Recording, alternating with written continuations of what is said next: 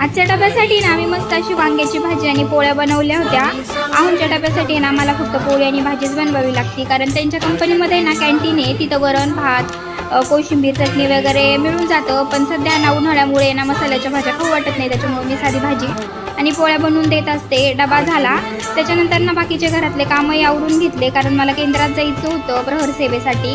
कारण हे गुरुचरित्र सप्ताह चालू आहे ना, निदान ह्या दिवसात तरी आपण घरातले कामं बाजूला ठेवून ना थोडीफार सेवा ही करायलाच पाहिजे।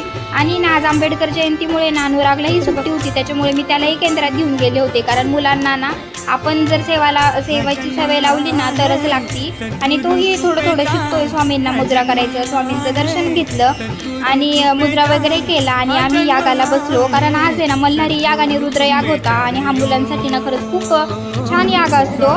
मग त्यालाही यागाला बसवलं होतं, यज्ञ मंडपात सर्व मुलांना बसवलं होतं। सर्व मुलांनी छान असं याग वगैरे केला, आमचं हे झालं। आणि ना केंद्रामध्ये खूप गर्दी होती, काही जण औदुंबराखाली, काही जण केंद्रात, काही जण यज्ञ मंडपात, सर्वजण असे बसले होते आणि खूप छान अशी सेवा झाली। तुम्हाला हा व्हिडिओ पूर्ण जर पाहायचा असेल ना तर चॅनलला नक्की सबस्क्राईब करा। Stay tune with me, bye bye.